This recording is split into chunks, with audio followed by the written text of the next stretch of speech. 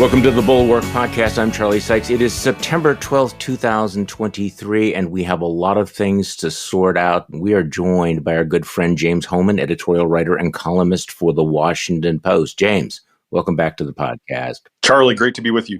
Well, first of all, before we get into everything, did you notice that the Packers beat the Bears over the weekend? I just have to mention this again. I did. I'm going to watch the Packers play the Falcons in Atlanta this weekend. Oh, really? I'm jealous. I'm looking forward to it. Even we post Aaron Rodgers, new era. I just wanted to take a moment. The reason I bring this up, I want to, take a moment. Thoughts and prayers to all you fans of the New York Jets. That's all I want to say. There's no schadenfreude, just thoughts and prayers for all you New York Jets fans, okay? So can we move on to the business at hand? Because I had to get that out of the way. Let's talk about something less divisive, which is politics. Yeah, so I'm looking at the headline in the NBC News website. Kevin McCarthy faces a perfect storm of demands as shutdown looms. September 30th deadline. The House Speaker confronts right-wing demands to cut spending, migration, prop up Trump, and impeach Biden with veiled threats to his gavel. So here we have my Kevin once again. It kind of feels like Groundhog Day, doesn't it? Like, Kevin McCarthy in a vice. How bad is this going to be? How about that for a general question? I think it is going to be bad, but I learned to kind of respect McCarthy's political skills during the speaker vote fight. Obviously, he has such a narrow margin for error, and who knows what his own agenda is. I think he's just trying to survive. But he was able to hold on for that speaker's fight. Obviously, some of the hardliners say this time's going to be different. They said that a few months ago. And the debt limit he pulled out of a hat, kind of, yeah. Exactly. On paper, it's really difficult. There's a lot they have to do. The base is restive. It feels like they're walking into all the same traps that opposition parties have walked into in the past. Well, is there any way to avoid a shutdown? Because it appears that the hardliners, this is their last card to play, right? I mean, the hardliners are demanding an impeachment inquiry, and we learned this morning that Kevin McCarthy is going to cave in on that. They're, talking about, defunding the special counsels. They're talking about defunding Ukraine. Others, have draconian spending cuts that have no chance of actually being passed. But is there any way that he can finesse this without shutting down the government, or is that a just foregone conclusion? Sure, I think he could. I think that there's a way that you can wrest the votes with the right kind of leadership and the right sort of face-saving. But a lot of people that I am talking to on Capitol Hill in both parties are very, very pessimistic. But the leadership has a lot of tools at hand to twist arms and to get the vote. If Kevin McCarthy wants to avoid a shutdown, he can. He might need a little help from the White House. But can he do that? You're right. I mean, obviously, if he wants to avoid a shutdown, he can cut a deal with the White House. He can get Democratic votes. But wouldn't that come at the price of perhaps his speakership? I mean, I can see how he can keep the government open. I can see how he can keep his speakership. I'm not quite clear how he does both. Well, perhaps this playing footsie with impeachment is part of an effort to sort of, let's avoid a shutdown. Feed the alligator. We'll give you your committee to pursue impeachment, but don't make us look like we're unserious about governing. That could be part of the calculus.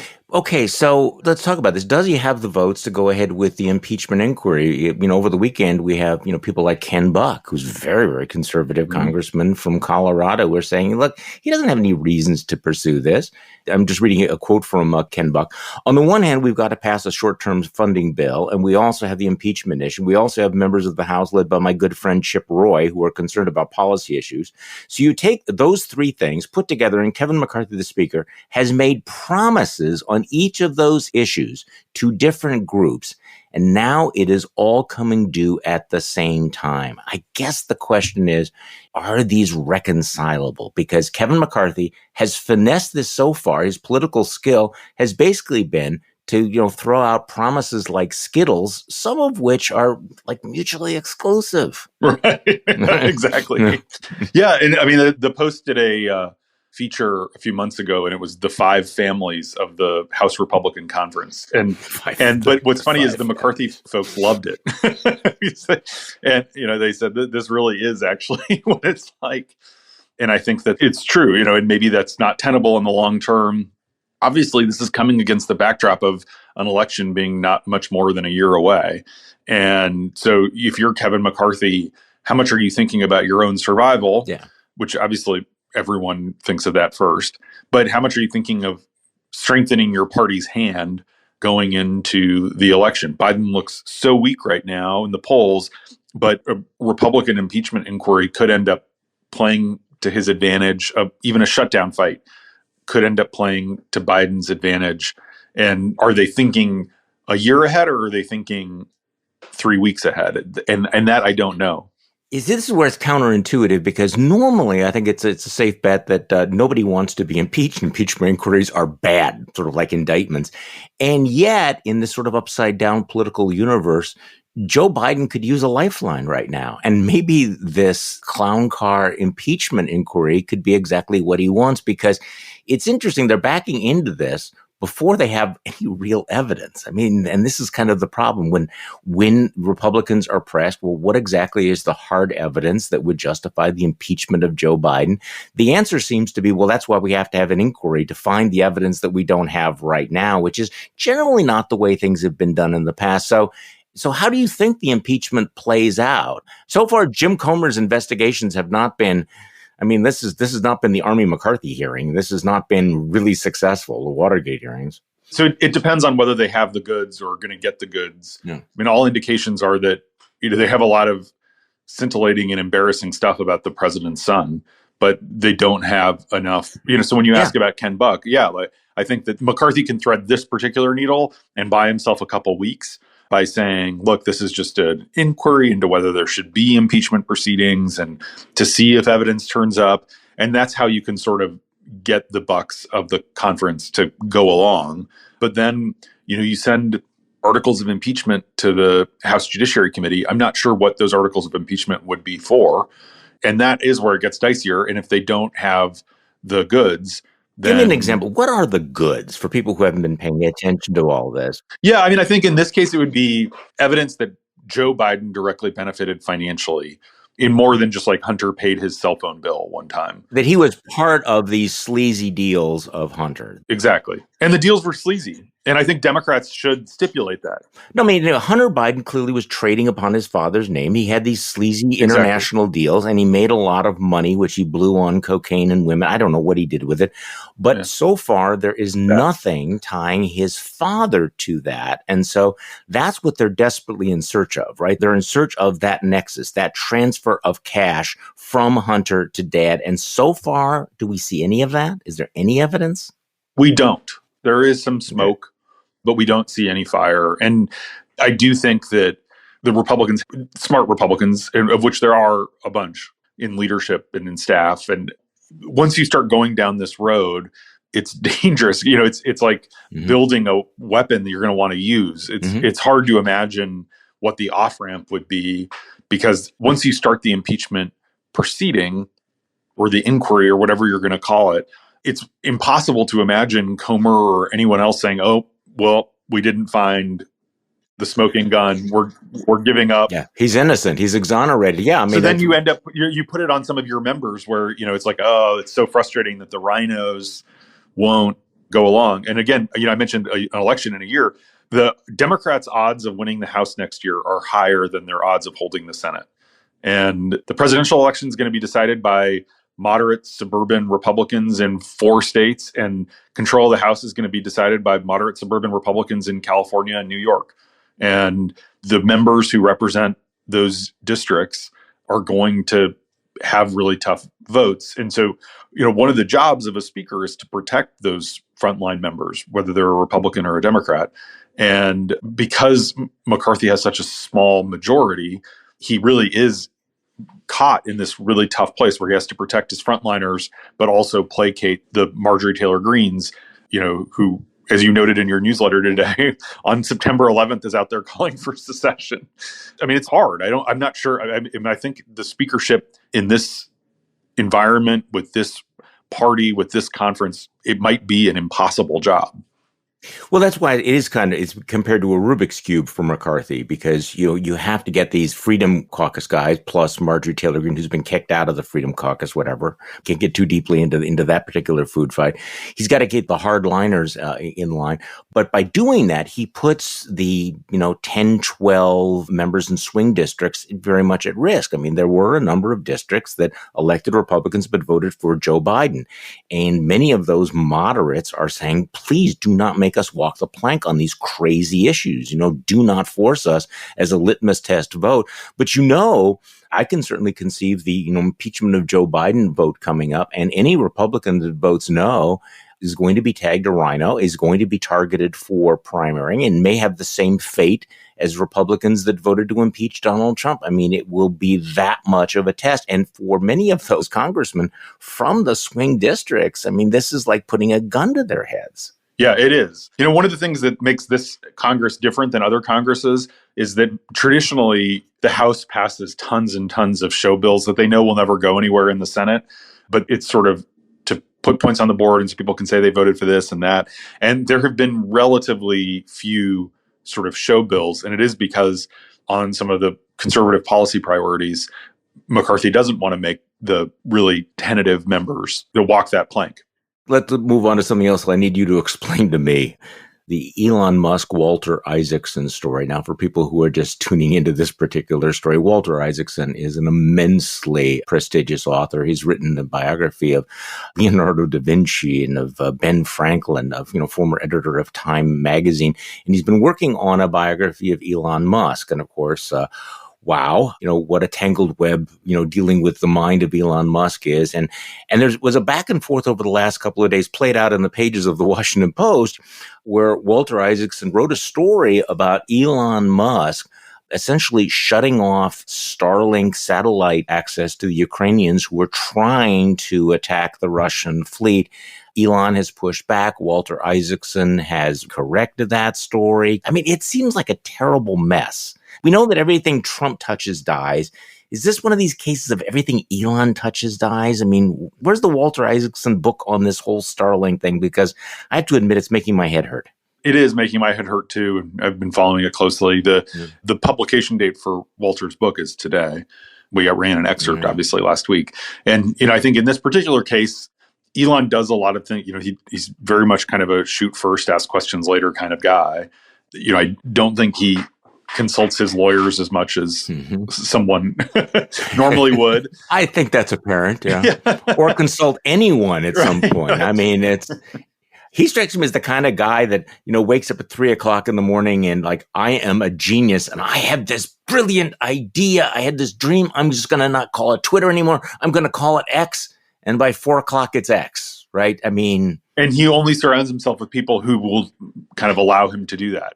And the people who, don't validate those kinds of crazy ideas or tell him that they're genius, he quickly pushes out of his orbit. And I think it's a cautionary tale for those of us who don't have $1 billion, that it's good to have people who are willing to tell you when your ideas are stupid. That, by the way, in and of itself is valuable. Okay, let's go back to this. So did Elon Musk fuck over the Ukrainians in order to appease Vladimir Putin, or because he was genuinely afraid that if the Ukrainians used the drones to attack the Russian fleet, that it would lead to some nuclear holocaust? Did that actually happen? Because now Walter Isaacson is walking that story back, and there's a version 1.0 and now there's a version 2.0. Can you explain that to me?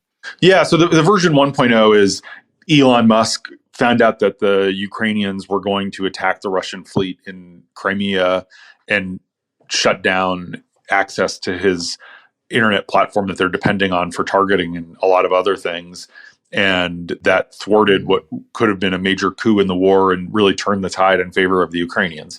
The version 2.0 is Starlink was equipped to cover basically the wartime boundaries of Ukraine, and that it wasn't covering Crimea. And so Musk would have had to extend the service to allow the Ukrainians to invade. Turn on something that was not done. Exactly. And so, I think that this is like where I don't have any insight into it, reported insight, but Musk clearly does have a coterie of public relations advisors and lawyers who are, I think, in his ear saying, this explanation protects you from congressional investigations and other problems. I mean, he ultimately is, it's insane to believe, but Musk is a huge government contractor. Which raises all kinds of questions, doesn't it? It does, which are legitimate and should still be asked. Yes, exactly. And I do think, this should be bipartisan. Congress should look into this and get to the bottom of it. And also, the Ukrainians shouldn't be depending on the whims of this boy genius, who wakes up at 3 a.m. with these silly ideas, as you know correctly, for their national defense and when they're facing an existential attack. I do think that there are lots and lots of questions we don't know the answers to, but it does seem like Musk basically did undercut the Ukrainians. On the other hand, to be fair, Musk gave the Ukrainians Starlink in the first place when he didn't have to. But that's the thing about the largesse of billionaires. What they give it, they can take it away. I mean, you're calling Eugene Robinson, I'm just looking at the headline here, raises the really large fundamental question that Elon Musk should not be calling the shots on how Ukraine fights or any other ally of the United States. It's one thing to say, okay, Elon Musk is screwing up Twitter and he's created this cesspool of anti-Semitism and hate speech and all of that. That is bad enough. But here we have a major government contractor who feels somehow entitled to make major decisions of life and death, foreign policy, war and peace. And wow, that just doesn't seem like a good idea. It doesn't. And let me add, while we're talking about Russia, and Musk has had conversations with senior Russian officials and all that. I mean, the thing that actually should alarm us more than Russia, I mean, in addition to, is China, where Musk really has played nice with the Chinese Communist Party and, is knee deep in construction in China and trying to do business in China and is totally very much caught up in the CCP. And I think that should be really alarming, that this guy has such business interests.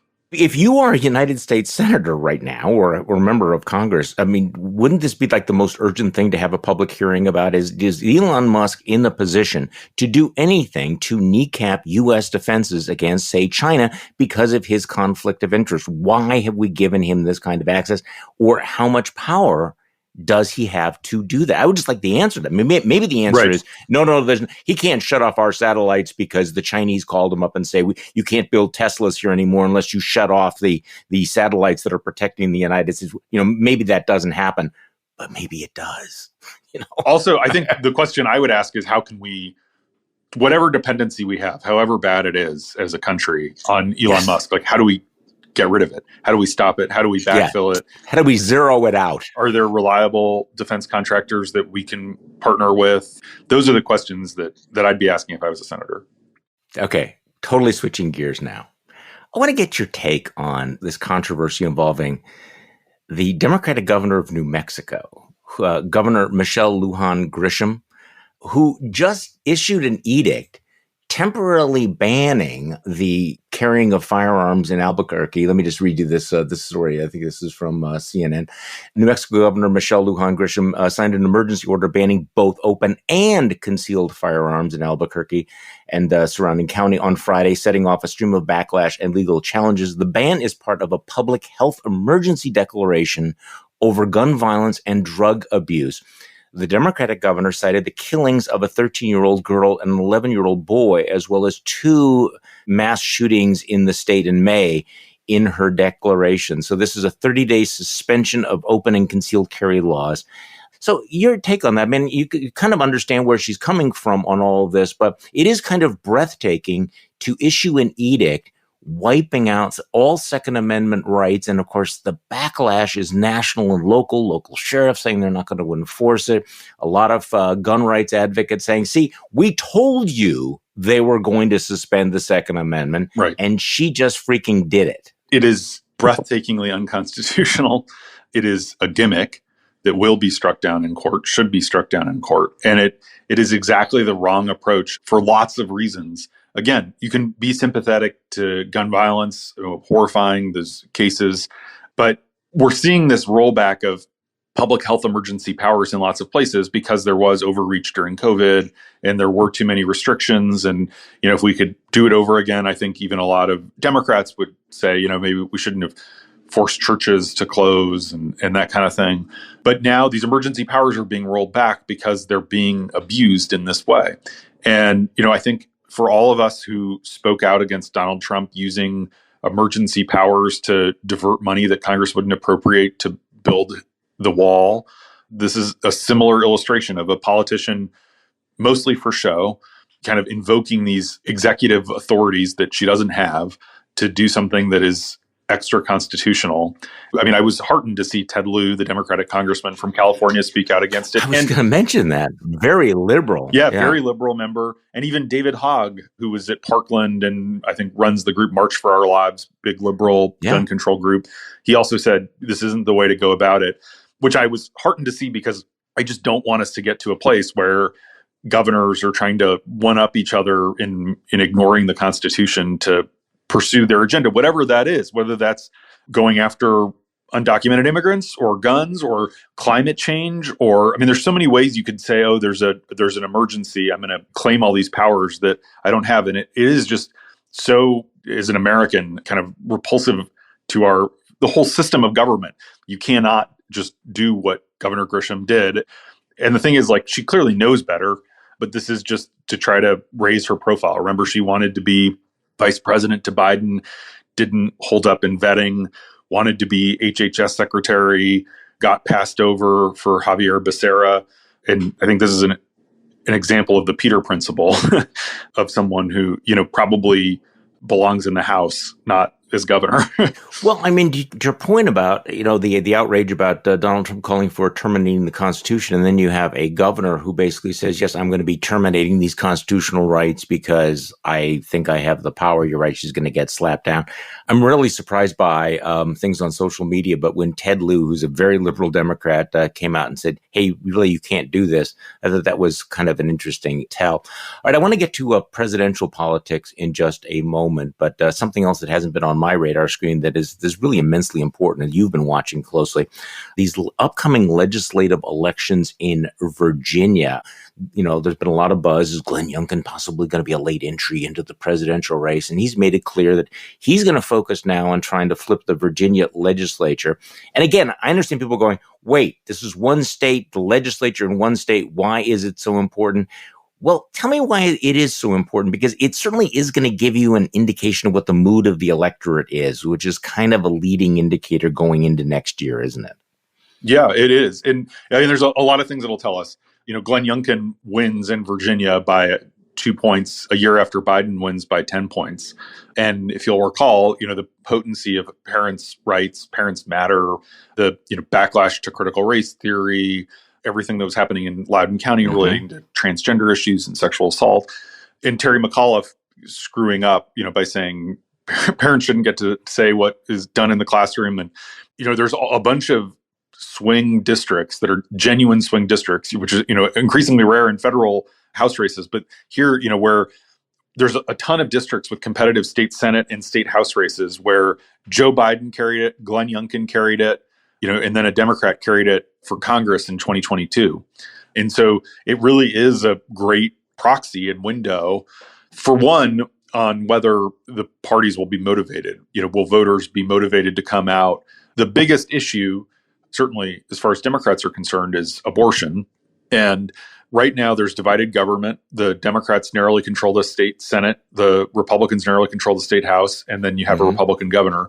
And Glenn Youngkin says that if Republicans win control of the House and Senate, and both really up for grabs, then he will sign a 15-week abortion ban, with exceptions for rape and life of the mother and incest. But what he has declined to say is if the Republican legislature passes a 6-week ban, would he sign it? And he's kept the door open to that. And he said, look, 15 weeks is what we're going to get. But so you have Democrats who are going around saying, this guy's, he's going to sign a 6-week ban if he can. He will be able to sign a 15-week ban if Republicans just pick up a couple seats. So it is a test of whether Democrats can still use the Dobbs decision and the abortion issue to rally their voters. So is that the dominant issue? Republicans are trying to make the kind of education, parents' rights, the dominant issue. Youngkin's popular. He's in the 50s, approval rating wise. There was a big state surplus, thanks in part to federal money, but the state's doing pretty well. Youngkin has done a bunch of good stuff with trying to raise educational standards.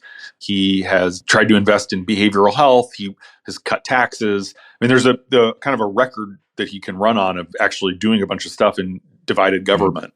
Youngkin is going around the state doing these town halls in the swing districts because he is popular. And the big sign behind him at these town halls says Parents Matter. And he's still he pardoned a Loudoun County father over the weekend. So certainly in Northern Virginia's swing districts, Republicans aren't running on, we're going to restrict abortion after 15 weeks. Right. But I do think if Republicans win control of the state House and Senate, I think it will say something about the flagging, galvanizing power of Dobbs, going into 2024. What are Democrats saying about this parental rights issue? They're saying, yeah, we want parental rights. You have a lot of Democrats in competitive races saying it was a mistake to keep the schools closed for so long. That was wrong. We shouldn't have mask mandates again. Parents should have a say over their schools. And, so they have moved to a reasonable place on these issues. And I guess what Democrats are saying is now Republicans have gone too far, that this isn't just about school closures, that this is about book bans and culture war stuff. And in one of these swing districts in Loudoun County, in an open state Senate race, the Democrat is talking a lot about whenever the education stuff comes up, she responds by talking about school shootings and the need to deal with guns. So I guess that's part of their messaging too. Okay, well, speaking of culture wars, you had an item that was kind of eye-popping. I don't know who originally reported this, but at the Iowa game, where, of course, Trump was there and got loudly booed, and Ron DeSantis was there as well. I'm sure he got cheered and booed. But there was this initial report, DeSantis' campaign is geo-targeting an ad directly to people's phones in the stadium that hammers Trump for allowing transgender women to compete in Miss Universe. Wow. And as you point out, imagine this being your case for why you should be the leader of the free world, small, narrow-minded, and unserious. As it turns out, it wasn't DeSantis' actual campaign. It was DeSantis' super PAC, Never Back Down. But still, James, is this the issue? Yeah, it's their message. Is this the issue? You're sitting around the room and you're going, okay, Iowa football game. What can we do? We can geo-target these messages. What should we go for? Transgender women competing in Miss Universe, that's their go-to issue? It's really depressing. I mean, what it feels like is a Hail Mary pass, which is that, the Ron DeSantis knows that he's behind meaningfully, by a couple touchdowns. And they're looking for a way to peel off evangelicals in Iowa who voted for Ted Cruz over Donald Trump in the 2016 caucuses. And they see this as a wedge to be able to do that. And so they're running that play. But I do think it shows a fundamental unseriousness. That's your rationale for being the leader of the free world. You shouldn't be the leader of the free world. It is the super PAC, not the campaign, but it's embarrassing. It's embarrassing that that's your message. I'd forgotten that Donald Trump controls Miss Universe. I mean, or used to control Miss Universe. So is this a thing really that... Does he still control Miss Universe? He still own it? No, I think he sold it. He sold it a couple years ago. So did he allow transgender? I mean, what? This is so weird. It's I'm embarrassed to ask. I don't know the facts here, so I don't want to say anything wrong. But yeah, I mean, I think this was something that happened a decade ago, and it was one person or I don't know, so I don't want to speak out of school. But if the debate is over who has done more for trans rights or whatever, Trump did a lot during his presidency to undo stuff that the Obama administration had done. But the conversation should be bigger. If you're trying to stop Republicans from nominating Donald Trump, trying to out-Trump Trump is not the way to do it. You have to offer something different.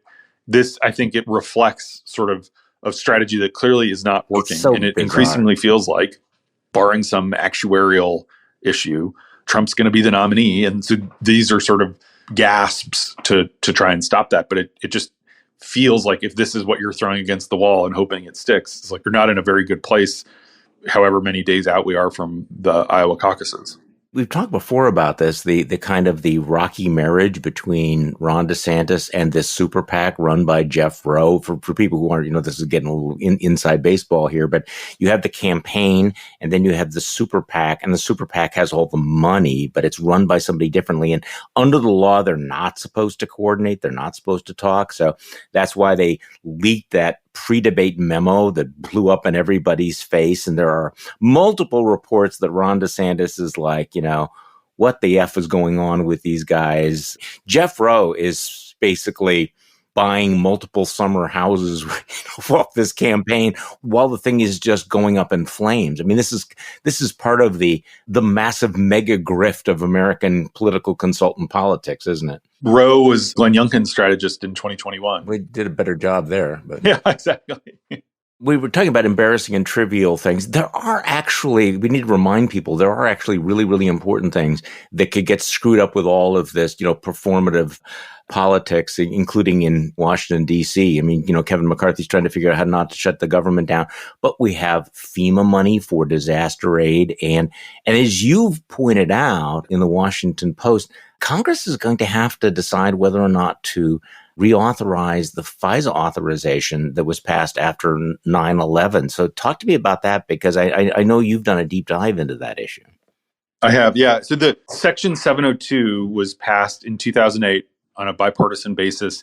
And the idea was essentially to allow the government to conduct foreign surveillance, even if hypothetically like two Iranians are communicating over Gmail. In the old days, pre-2008, you could make an argument that because it was on American soil and it was going through American routers, that they were due some protections. And so this basically created a legal framework to allow the NSA to collect on foreign intelligence targets. The challenge is that inevitably, of course, Americans are communicating with foreigners who are under surveillance. And so there's sort of incidental collection of American communications, phone calls and emails when they're talking to people who are targets of foreign surveillance. And so the big question is, who should have access to that material? Should they need a warrant to have access to it? And the government, so it's been reauthorized twice. It expires every 5 or 6 years. It's expiring again at the end of this year. And the government is quite persuasive that this has become like the most important tool for combating terrorism, espionage, that they've stopped assassination attempts, cyber hacks. They broke up a Chinese spy ring in the United States. What happened to Carter Page is very different. It's a totally different section, a different part of the law than what's expiring. But there are a lot of people on the far right and the far left who don't want to renew this program. And there have been some abuses. The FBI was searching the database of 702, which is the foreign intelligence stuff. They were checking the names of Black Lives Matter protesters and January 6th rioters to see if they were involved with any foreign intelligence agencies, out of fear that maybe there was some government behind what happened on January 6th. There was not. And so there's a lot of oversight, and it's sort of like that shouldn't have happened. And so we wrote an editorial in the Washington Post last week outlining some reforms that can be made to the program. For example, it shouldn't be used for non-national security related criminal investigations, but the tool is so essential. 59% of the items in Joe Biden's presidential daily brief last year cited intelligence gathered under Section 702 of FISA. So that would all be closed off if this program isn't extended by the end of the year. And right now it looks like it may not be. So I think it's essential to extend it, and Congress, in a bipartisan way, needs to get its act together. I think this is going to be the most important national security thing this Congress does. But, you can do it in a smart way with reforms, and both sides can sort of get what they want. And there's some trading space, and the administration's willing to negotiate. But that's one of those issues that is on the back burner, but really does matter, especially, here we are 22 years after September 11th. And this system was created to prevent sort of the high wall of separation between foreign intelligence gathering and domestic law enforcement. This was supposed to fix that. And so if you re-erect that barrier, we're just asking for another attack. So will this be up to Tommy Tuberville? Unfortunately, I mean, they can bring it to the floor. I mean, there's a lot of people that are never going to vote. This just brings up this strange story that I'm going to admit I completely do not understand why the United States Senate is allowing Tommy Tuberville, one guy, to hold up all of these military nominations and promotions.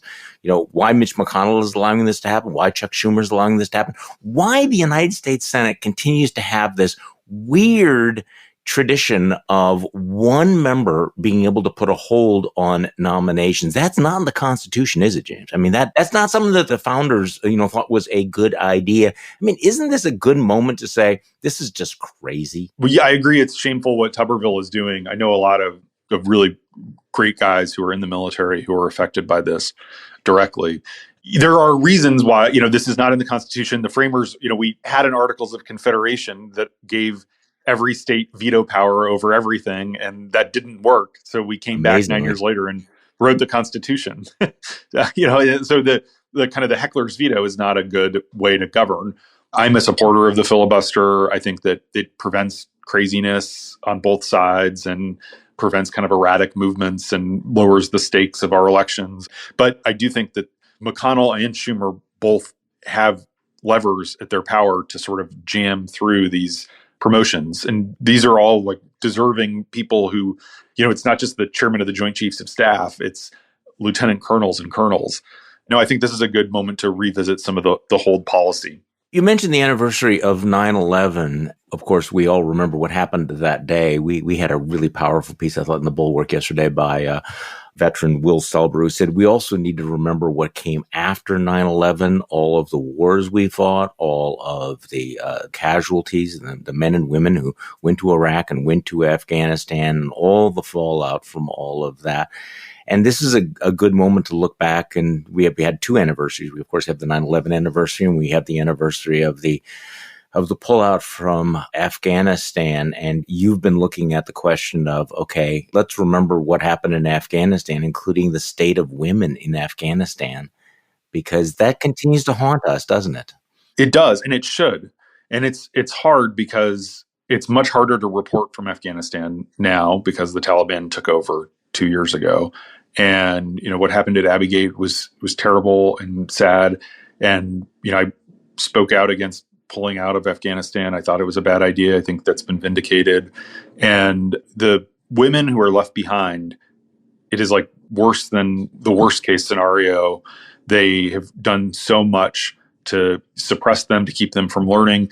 The Taliban, I never believed them. I don't think any serious person did. But the Taliban claimed this time was going to be different. It wasn't going to be like before. They were going to let women learn and work. And they have not. And they've banned contraception. They've forced women out of schools. They've banned women most recently from visiting national parks. Some Dubai billionaire offered a bunch of 100 Afghan girls scholarships to come study in the UAE. And the girls boarded a private plane, and the Taliban, the Ministry of Virtue and Vice, came and dragged the girls off the plane. I mean, they're treating half their population like, animals, and it's unconscionable. And this is a reminder, and I understand the problems with Afghanistan and Iraq and all that, but the essential nature of American leadership. And there is a vacuum. The jungle does grow back.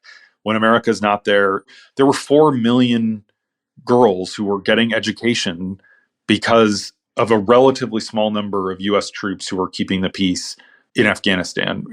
We had virtually no casualties the last few years up until the pullout.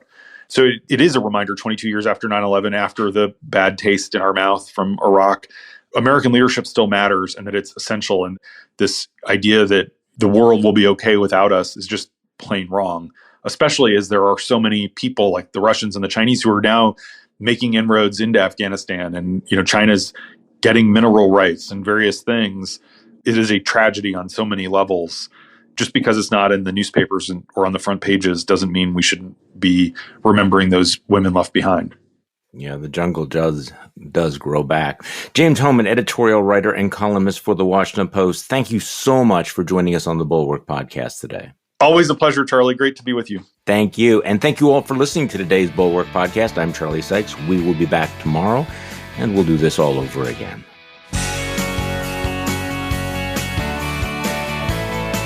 The Bulwark Podcast is produced by Katie Cooper and engineered and edited by Jason Brown.